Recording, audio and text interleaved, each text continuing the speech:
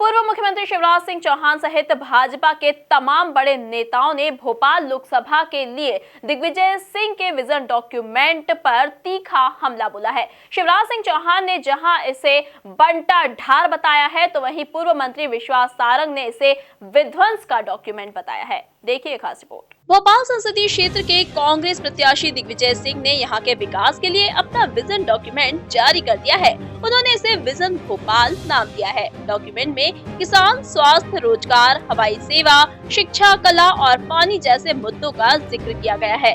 Vision document जारी होते ही भाजपा ने हमला तेज कर दिया। पूर्व मुख्यमंत्री शिवराज सिंह चौहान ने भोपाल लोकसभा के लिए दिग्विजय सिंह के विजन डॉक्यूमेंट पर तीखा हमला बोला है। शिवराज सिंह ने कहा है कि दिग्विजय सिंह का विजन खराब सड़कें, बीमारू प्रदेश और अंधेर नगरी है। इसके साथ ही कहा कि दिग्विजय सिंह का विजन बंटा ढार प्रदेश है। भोपाल के विकास का विजन देने वाले हैं। अब विकास का विजन और दिग्विजय सिंह जी दोनों विरोधाभासी बातें हैं।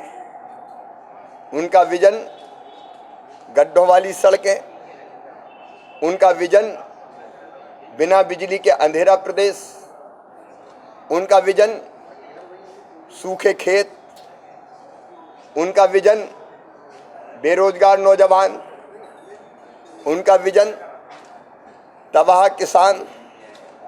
10 साल तक मुख्यमंत्री रहे। भोपाल का विकास और भोपाल का विजन, विकास का विजन कहीं दिखाई नहीं दिया। उनका विजन तो एक ही था, बंटा ढार। लेकिन अब याद आ रहा है, विकास का विजन करना होता तो 10 साल में कितना करते, लेकिन तब तबाही के प्रतीक बने वो, और आज वो विजन की बात कर रहे हैं।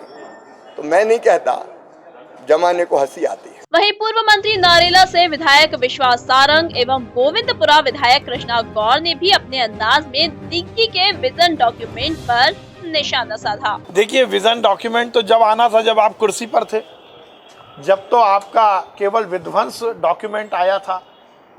आपने कहा है कि हम युवाओं को रोजगार की बात करेंगे, तो दैनिक वेतन भोगियों को सड़क पर लाकर जिसने खड़ा कर दिया, जिनके पास वो तो राजा थे मध्य प्रदेश के, वो तो मुख्यमंत्री थे, वो जो चाहते वो करते। उस समय तो उन्होंने दैनिक वेतन भोगियों को निकाल बाहर किया।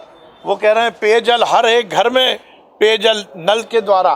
तो ये वही दिग्विजय सिंह जी हैं जिन्होंने जब नर्मदा को भोपाल लाने का प्रस्ताव आया था तो उन्होंने कहा कि सोने से ज़्यादा पानी होगा, और मजाक उड़ाया था।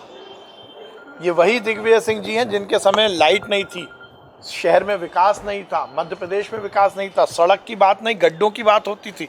अब काय का विजन आएगा? और भोपाल की जनता भूली नहीं है, ये पब्लिक है, सब जानती है, सब याद रखते हैं। पूरा मध्य प्रदेश जानता है कि दिग्विजय सिंह जी ने इस मध्य प्रदेश को बीमारू प्रदेश बनाया था। पूरे मध्य प्रदेश में बिजली आती कब थी, जाती कब थी, खेतों में पानी की व्यवस्था नहीं थी, आधी आबादी हाशिए पर थी, नौजवानों के पास रोजगार नहीं था, उद्योग धंधे चौपट होकर दूसरे प्रदेशों में जा रहे थे। ऐसे बीमारू प्रदेश मध्य प्रदेश में दिग्विजय सिंह की देन थी।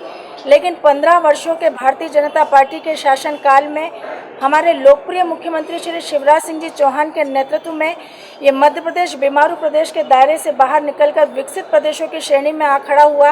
पूरे मध्य प्रदेश की 7.5 करोड़ जनता इस बात की साक्षी है, और निश्चित रूप से दिग्विजय सिंह के बीमारू मध्य प्रदेश को भूली नहीं है। और आने वाली 12 तारीख को इस मध्य प्रदेश के उस दृश्य को याद करके भोपाल लोकसभा की जनता भारतीय जनता पार्टी को प्रचंड बहुमत से विजयी बनाई। बहरहाल अब देखना होगा कि दिग्गी के बाद बीजेपी प्रत्याशी साध्वी प्रज्ञा का घोषणा पत्र किस तरह का होता है।